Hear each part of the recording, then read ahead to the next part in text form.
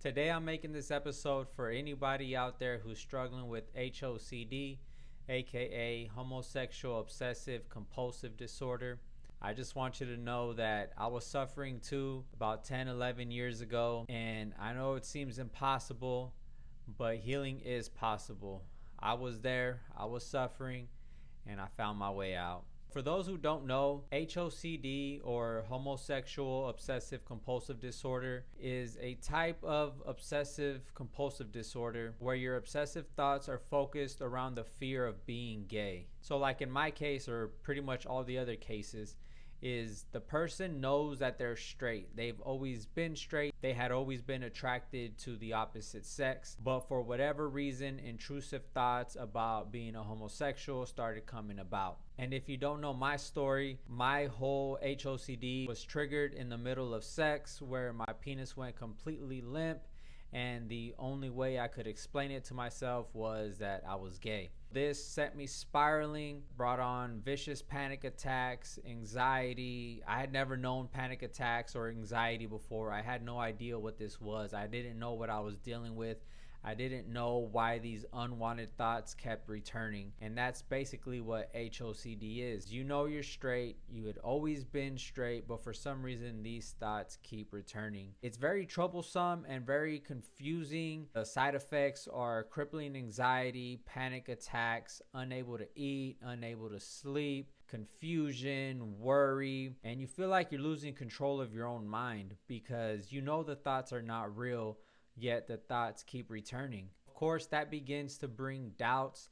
You start to doubt yourself and everything you ever believed in because the thoughts keep returning. So you think, well, it must be true, right? Why do the thoughts keep returning? But then the other part of your brain kicks in and says, no, these thoughts are not true. There's no way they can be true. They have never been true. I've always been straight.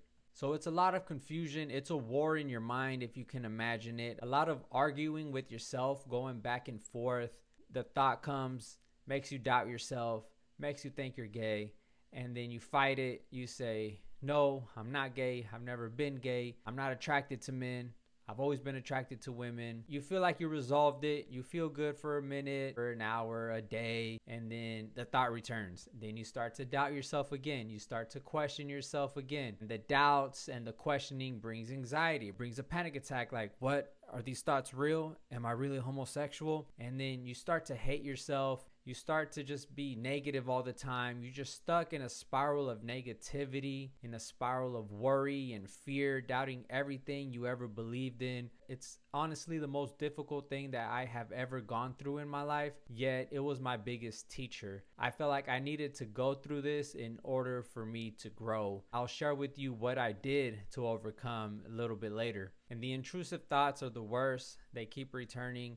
And honestly, you get to a point, at least I did, where you want to take your own life. You feel like you're going to be stuck like this forever. You feel like there's no way for you to overcome, and you don't want to live life like this. You don't want to live in constant panic with constant anxiety and constant fear and not knowing who you are anymore, feeling like you lost control of your mind because these intrusive thoughts come in. You can't control them. The intrusive thoughts just come and you just have to deal with it. You try to reason your way out of it, but that never works. It might work temporarily. It brings temporary relief, but the thoughts always return, and that's what's most frustrating. I feel like a lot of people give up and they feel like they don't know what to do or where to go. If I didn't face these fears head on, who knows where I would be right now. I'd probably be dead or addicted to drugs because it's honestly terrifying. Can you imagine being terrified of your own mind and not having anywhere to go? Like, where can you run to? You can't run anywhere. It's all happening inside your own head. It's all within. So what do you do? Because it is happening inside your own head, that's when I realized that I need to face these fears. I need to conquer this if I want to live a happy, fulfilling life. And I told myself there's no way that I'm going to live the rest of my life like this. So it was either overcome this or kill myself. So I decided to go in. I decided to research this, whatever it was that I was experiencing. I started Googling all the symptoms I had. That's when I started to understand that It might be HOCD. That's when I started to learn about anxiety and intrusive thoughts, panic attacks. This was all brand new to me, but I was determined and I was dedicated to overcome. So I was trying everything that I would find online. I was reading articles, I was reading books, I was watching YouTube videos, doing everything that I could. I tried everything under the sun. And the one thing that really helped me heal was stillness, aka meditation. Why this was so pivotal and important for me is because this practice showed me how to observe my thoughts instead of identifying with them. Before I would identify with them, I would think these thoughts said something about me,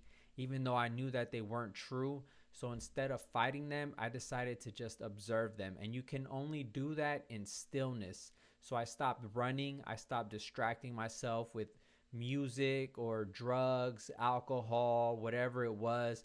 I feel like everybody uses distractions to run from their own minds, to try to run from their problems, but there is nowhere to run. You will never get over your worry, your fear, your anxiety until you face that stuff head on. And again, you can only do that by sitting still, meditating, and observing your thoughts. Slowly but surely, I started to get better. I started small, only 1 minute a day, but I kept at it. I kept meditating. I kept practicing stillness. I kept observing my thoughts. And doing this, I guarantee will bring you the best results, and it doesn't take long. I see people online talk about struggling with anxiety for years. I overcame this in a few months. It takes courage, it takes time, but you have to sit still, you have to observe your thoughts, and that's how you get out. So there is hope. I know I can help you. It's scary. I know it's hard to open up. It's something very sensitive to talk about. But I'm making this video to let you know that there is hope. I've been there before, and I want to be that voice for the people that feel like they can't speak up. I'm here to say that I see you. I love you. It is possible to heal. So drop a comment, send me an email. Let's talk. I'll see you on the next one. Take care. Much love.